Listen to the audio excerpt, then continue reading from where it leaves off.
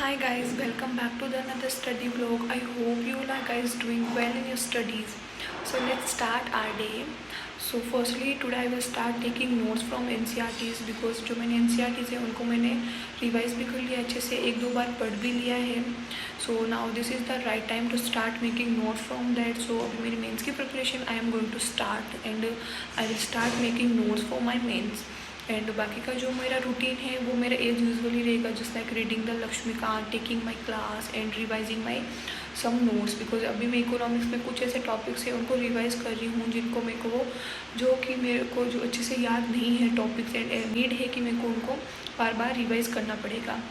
सो कुछ टॉपिक्स ऐसे हैं जो एक बार में लर्न नहीं होते, इवन मैंने उनको 2 बार पढ़ लिया फिर भी कुछ चीज़ें ऐसी हैं उनमें जो छूट गई है मेरे को लर्न करने से. So I am revising that. So let's start our day. So here my day start. जब मैं सुबह उठी तो आई सॉ दैट कि मेरा पैर है जो पूरा सो चुका था. आई डोंट नो क्या हुआ, नी के पास भी इतनी ज़्यादा सूजन थी और इतना ज़्यादा दर्द हो रहा था कि मैं चल भी नहीं पा रही थी बिल्कुल भी. I am not able to walk. But फिर भी पढ़ाई तो करनी है, कितना भी दर्द हो कुछ भी हो पढ़ाई तो छोड़ नहीं सकते. जस्ट थोड़ी देर की मैंने रेस्ट कर ली थी. सो थोड़ी देर रेस्ट करने के बाद में देन फिर मैं चली गई अपनी स्टडी रूम में पढ़ने के लिए. पेन तो फिर भी था बट पढ़ाई तो करनी थी बिकॉज बैकलॉग हो जाता है. एक दिन भी अगर थोड़ा बहुत भी हम रेस्ट कर ले तो बहुत ज़्यादा छूट जाता है. तो रूम में आते ही देन फिर मैंने कुछ नोटबुक्स निकाली जो मेरे को नीड थी बिकॉज अभी मैं अपनी नोट्स मेकिंग स्टार्ट कर रही हूँ तो कुछ नोटबुक्स मेरे को नीड थी. सो देन फिर मैंने वो निकाली एंड देन फिर मैंने स्टार्ट किया अपनी टू डू लिस्ट बनाना. सो सुबह का डे अच्छे से जब पूरा प्लान कर लेते हैं सुबह सुबह so day spend well. So that's why मैं हमेशा अपनी टू डू लिस्ट बना के देन ही फिर अपने स्टडी टेबल पे जाकर स्टार्ट करती हूँ पढ़ना. टू डू लिस्ट बनाने के बाद में देन फिर मेरा फर्स्ट स्लॉट स्टार्ट होता है. सो आज मैंने स्टार्ट किया है पॉलिटी की NCERT से नोट मेकिंग करना. एंड नोट मेकिंग करना बहुत ज़्यादा टाइम टेकिंग भी होता है एंड मैं कोशिश कर रही थी कि मैं जो बस इंपॉर्टेंट चीज़ें हैं बस वही लिखूँ ताकि जब मैं रिवीजन करूँ तो ज़्यादा बल्कि नोट्स नहीं हो. सो जो जो मेरे को इम्पोर्टेंट लगा बस मैंने वही लिखा था. एंड मैंने इनको एक दो बार पढ़ लिया था ताकि क्या फिर मैं नोट्स बनाऊँ तो मेरे को इशू क्रिएट ना हो. जो इम्पोर्टेंट है बस मैं वही लिखूँ क्योंकि फर्स्ट रीडिंग में तो बिल्कुल पता नहीं चलता कि क्या इम्पोर्टेंट है. सो मैंने 2 रीडिंग्स की इसकी देन ही फिर मैंने अपनी नोट्स मेकिंग स्टार्ट की. सो नोट्स मेकिंग इम्पोर्टेंट है for mains. So that's why अभी मैंने सोचा कि now this is the right time to start my mains preparation. ऐसे तो चल ही रही थी बट फिर भी खुद के नोट्स बनाना इंपॉर्टेंट होता है. NCERTs के नोट्स बनाना तो बहुत ज़्यादा इंपॉर्टेंट होता है बिकॉज यही हमारी प्रिपरेशन का बेस है. So whenever you are starting your UPSC preparation so अगर आपको बेस अपना अच्छा बनाना है so you guys should read NCERTs firstly then ही फिर आप अपनी स्टैंडर्ड बुक्स पे जाओ. पहले आप जो भी सारी NCERTs हैं उनको कंप्लीट करो पढ़ के. सो यहाँ पे देन फिर मैंने कंसाइजली सारे नोट्स बना लिए जो मेरी NCERTs थी उनको सबको मिला के. ज़्यादा पूरे तो नहीं बन पाई, इतनी सारी NCERTs है तो एक दिन में तो बनना पॉसिबल नहीं है, थोड़ा तो टाइम लगेगा. एंड सारी इंपॉर्टेंट चीज़ें लिखते हैं तो उसमें तो और ज़्यादा टाइम लगता है. सो एक दिन में तो बनना पॉसिबल है नहीं notes. So it will take lots of time.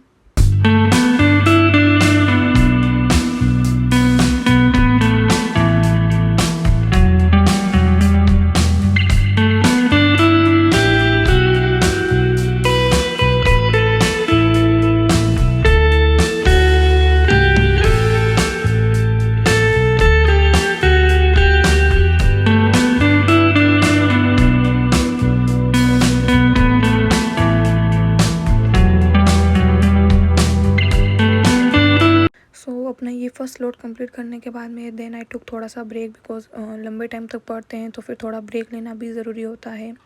सो इससे क्या होगा वापस अपनी एनर्जी है जो रीगेन होती है फिर हम वापस अच्छे से पढ़ पाते हैं. सो ब्रेक अपना कंप्लीट करने के बाद में देन मैं वापस पढ़ने चली गई एंड इसमें मैं अपनी जो इकोनॉमिक्स है उसके जो नोट्स हैं मैं उनको रिवाइज कर रही थी.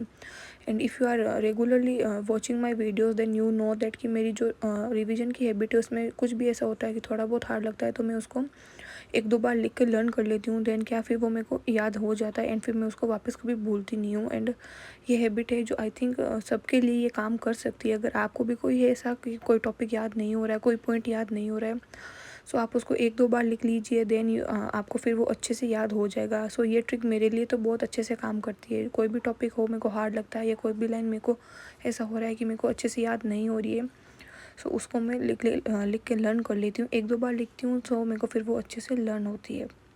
इस टॉपिक को अच्छे से रिवाइज़ करने के बाद में देन फिर मैं इससे रिलेटेड जो भी PYQs होते हैं थोड़ा बहुत उनको भी देख लेती हूँ, बिकॉज़ ये भी बहुत ज़्यादा ज़रूरी होता है PYQs को देखना अच्छे से, किस टॉपिक में जो भी हम टॉपिक पर कर रहे हैं उस टॉपिक में से किस टाइप के क्वेश्चन है जो पूछे गए हैं, सो कि हमें पता चल जाए। सो दैट्स वाई देन फिर मैं थोड़े से PYQs भी देख लेती हूँ जो मैंने टॉपिक पढ़ा था उससे रिलेटेड।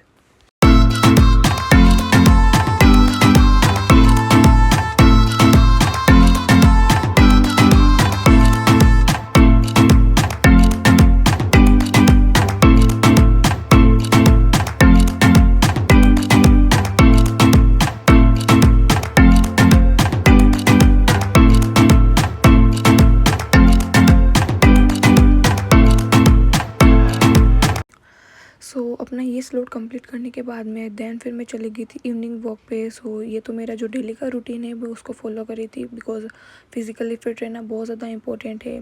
अगर फिज़िकली फ़िट रहेंगे तो ही हम मेंटली स्टेबल रह पाएंगे एंड अच्छे से अपनी जो स्टडी है उसको कंटिन्यू कर पाएंगे।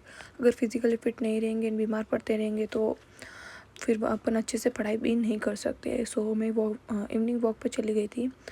पैर में दर्द था पर फिर भी चला नहीं जा रहा था, पर फिर भी थोड़ी देर ही गई थी मैं करने के लिए। हमेशा तो क्या मैं ज़्यादा टाइम करती हूँ, बट आज पैर में दर्द था तो ज़्यादा मैं नहीं कर पाती, बट फिर भी मैं थोड़ा ऐसे क्या बाहर जाते हैं तो एकदम फ्रेशन अप हो जाते हैं। सो तो थोड़ी देर बाहर भी चली गई मैं। इससे क्या हमारा मूड एकदम फ्रेशन अप हो जाता है, लाइट अप हो जाते हैं, सो फिर वापस अच्छे से फिर पढ़ पाते हैं।